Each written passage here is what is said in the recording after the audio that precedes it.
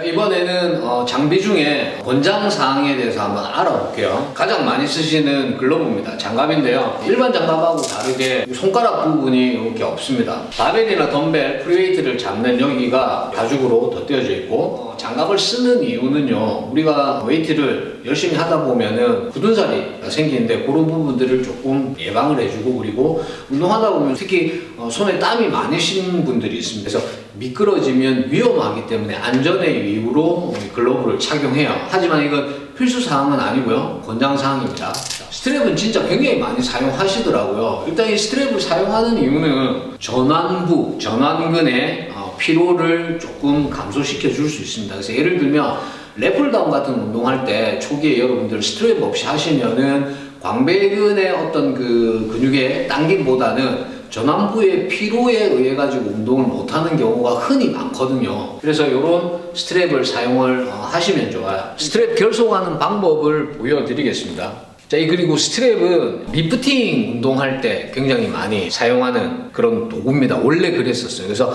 역도 쪽에서 굉장히 많이 썼었는데, 지금 저는 이제 일자 스트랩인데 역도 쪽의 스트랩은 이렇게 해서 이 끝을 테이핑해서 이렇게 써요. 이게 조금 더 이제 길면은 역도 쪽의 스트랩이고, 지금 제가 이제 쓰는 스트랩은 줄이 이제 하나로 되어 있습니다. 하나로 되어 있어서 이렇게 결속을 하고 손바닥을 펴고요, 엄지손가락이 가는 방향으로 줄을 빼시면 됩니다. 이렇게. 자, 이 상태에서 넣어서 손목에다 결속을 이렇게 해주시면 돼요. 그러니까 보면은 완전 손목 윗부분에 이렇게 결속하시는 분들이 계시더라고요. 그럼 힘을 잘 못 받습니다. 그래서 손과 손목의 어떤 그 경계, 그 지점에다가 결속을 하셔서 이렇게 잡아주시면 돼요. 잡아서 사용을 하시면 됩니다. 스트랩은 굉장히 많이 사용되고, 리프팅 운동할 때도 사용을 많이 하지만은 우리가 풀업 같은 운동을 할 때, 그런 운동할 때도 굉장히 요긴하게 사용됩니다. 물론 필수사항은 아니고 권장사항이 되겠습니다. 네, 이번에는 슈즈에 대해서 말씀을 드릴게요. 신발인데요. 여러분들 웨이트 할 때 신발을, 일반적인 신발을 신어도 되는데 굽이 있는 거는 조금 곤란합니다. 곤란하고, 지금 여기 있는 신발 같은 경우에 굽이 거의 없습니다. 그러니까 이런 신발을 웨이트 할 때는 사용하시는 게 좋아요. 그러니까 일반적으로 우리가 이런 에어가 들어있는 신발 있죠. 주로 조깅할 때 많이 쓰는 신발이죠. 웨이트 할 때는 이렇게 굽이 없는 신발을 추천을 드립니다. 왜냐하면 특히 스쿼트 같은 운동을 할 때는 발목이 굉장히 불안정한 상태에 놓여 있을 수도 있기 때문에 경우에 따라서는 쿠션이 없는 신발을 추천을 드립니다. 자, 이번에는 벨트입니다. 이 벨트는요, 허리에 안전함을 제공해 줄 수 있는 그런 어떤 장비가 되겠는데요. 벨트를 찰 때는 배에다가 차는 분들이 많더라고요. 배꼽 쪽에. 예, 근데 그거보다는 배꼽 아래쪽으로 착용을 하시는 게 좋아요. 그래야지 훨씬 더 복강 내압을 올려서 허리의 안전함을 도모할 수가 있습니다. 자, 제가 한번 쳐보겠습니다. 자, 이런 형태로 차시면 되겠습니다. 이게 이것하고 이건 다르죠. 여긴 진짜 업도면 그냥 배에다가 하는 거고, 배꼽 아래쪽 이 복강에다가 하셔야 됩니다. 여기다가. 네, 여기다가 해야지 조금 올바른 사용 방법이 되겠습니다. 그리고 운동하실 때 벨트 이렇게 계속 차고 하시는 분이 계시더라고요. 근데 차고 하시는 이유가 있겠지만, 허리 주변 또는 복부하고 이 벨트를 차고 있는 이 주변의 근육의 움직임이 제한되다 보니까 그쪽 근육이 같이 발달하는 데는 제한이 좀 있을 수 있다. 그래서 벨트는요, 조금 무거운 중량, 허리에 부담을 줄 수 있는 그런 운동을 하실 때 그렇게 착용을 해주시면 될 것 같고, 평소에 가벼운 무게나 또는 허리에 부담이 없는 운동, 그런 운동을 하실 때는 벨트를 빼고 운동하시기를 추천드릴게요. 물론 이거는 꼭 그렇게 하라는 건 아니고 권장사항입니다. 그 다음에 이제 소개해 드릴 거는 도구는 이 압박붕대입니다. 압박붕대인데 보통 요거 이제 손목이 불편하신 분들, 특히 벤치프레스나 이런 운동할 때 불편하신 분들을 위해서 압박을 해서, 저도 예전에 이거를 항상 하고 했었어요. 현재는 잘 쓰진 않고요. 여튼 손목에 압박이 있는 분들은 이런 압박붕대를 사용해서 조금 완화할 수도 있다. 그리고 여기 이제 보시는 이제 여기 니밴드입니다. 스쿼트 같은 운동을 할 때 무릎의 부상을 예방해 줄 수 있는 니밴드인데, 이 좋은 점은 심리적으로 굉장히 안정감을 줄 수가 있죠. 무엇인가를 내가 이제 예비를 했기 때문에.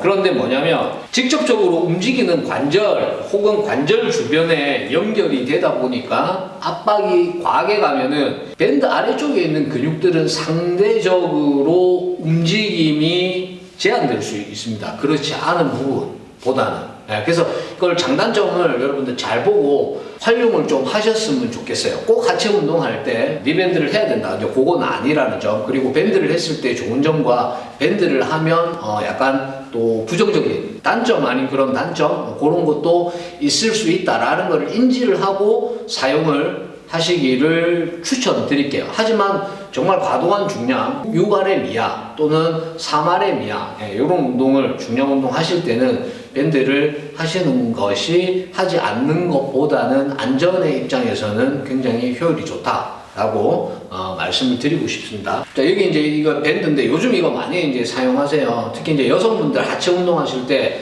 많이 이제 사용하시죠. 요런 보조적인 기구도 굉장히 사실 저는 도움이 많이 된다라고 봅니다. 그래서 요런 기구들을 할 때 그냥 여러분들 무의식적으로 하지 마시고 이 탄성 밴드가 갖고 있는 장점과 단점 그런 거를 아시고 사용하시면 훨씬 더 여러분들 운동에 도움이 될 수 있을 거라고 생각을 해서 권장사항으로 추천을 드리겠습니다. 호흡하고 속도에 대해서 알려드리도록 하겠습니다. 우선 호흡은요, 우선 규칙적으로 하셔야 됩니다. 호흡하실 때 호흡을 크게 나누면은 뱉는 호흡과 들이마시는 호흡이 있죠. 그래서 이게 이제 운동의 동작에 따라서 조금 다른데, 예를 들면 이제 이두근으로 예를 한번 들어볼게요. 지금 이렇게 하면은 이두근의 근육의 길이가 짧아지죠. 이걸 우리는 단축성 수축이라고 하죠.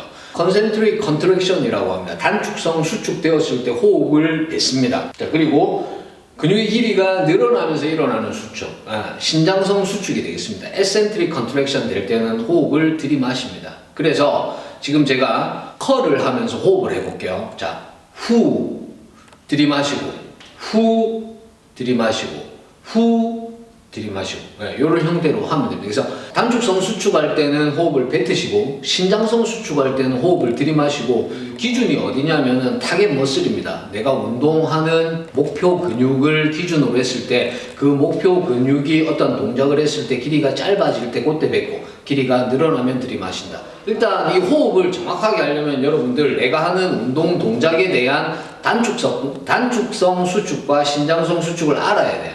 그 다음에 이제 속도를 한번 말씀드릴게요. 그러면 얼마만큼의 속도로, 얼마만큼 빠르게, 얼마만큼 느리게 해야 되느냐. 자, 여기서 이제 또 단축성 수축과 신장성 수축이 나오는데, 자, 단축성 수축할 때는 일반적으로 2초입니다. 2초. 초보자 기준이에요. 2초고, 신장성 수축할 때는 일반적으로 2초에서 4초입니다.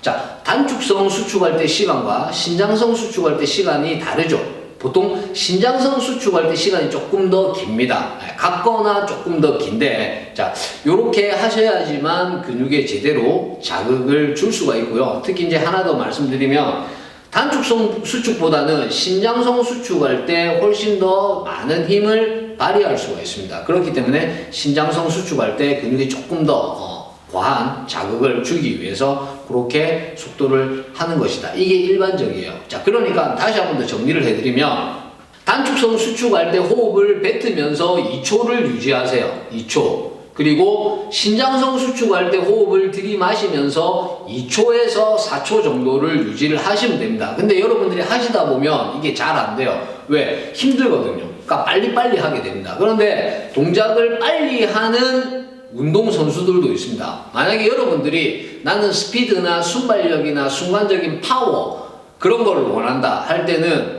자세가 정확하게 된 상태에서 속도를 빠르게 하시면 그런 기능들이 좋아질 수 있습니다. 그래서 여기서 속도라는 거는 본인의 어떤 개인의 운동의 목적에 따라서 운동 속도가 달라질 수 있다라는 거거든요. 그거 굉장히 이제 중요한 거고요. 그럼 예를 들면 단거리 선수, 100m 선수들은 스쿼트 할 때 2초, 4초 이렇게 하지 않습니다. 단거리 선수들은 엄청 빠른 속도로 합니다. 그래야지만 순발력이, 파워가 개발이 되기 때문에 그래요. 하지만 일반인들은 어떨까요? 일반인들은 스쿼트를 짊어매고 이렇게 빨리 할 수가 없습니다. 왜? 파워가 떨어지기 때문에 그래요. 그래서 그 사람들은 그런 속도보다는 자세 위주 2초 또는 2초, 4초 이런 형태로 하시기를 추천을 드리겠습니다. 자, 그리고 호흡에서 발살바법이라는 게 있습니다. 발살바법에 대해서 이제 설명을 드리면요. 우선 역도 하시는 분들이 많이 해요. 그래서 성대를 닫습니다. 숨을 참는 호흡법을 발살바라고 해요. 중량을 다루는 동안 숨을 사실 쉴 수가 없어요. 근데 이제 일반적인 분들은 중량이 그렇게 과하지 않단 말이에요. 그렇기 때문에 동작 간에도 그런 식으로 호흡을 해야 되는 거고요. 이 발살바법이라는 것은 특정한 운동선수 또는 아주 무거운 무게를 들 때 활용하는 호흡법이 되겠습니다. 그래서 발살바법을 하면요, 복강압을 올려줄 수가 있어요. 근데 복강압만 올라가는 게 아니라 혈압도 같이 올라갑니다. 그래서 혈압이 심하게 올라가면은 이 심혈관계 질환이 있는 분들은 굉장히 위험할 수도 있습니다. 특히 고혈압을 갖고 계신 분들은 절대적으로 호흡을 주의를 하셔야 됩니다. 그래서 그런 분들은 발살바법은 절대 하지 마시기를 추천을 드릴게요.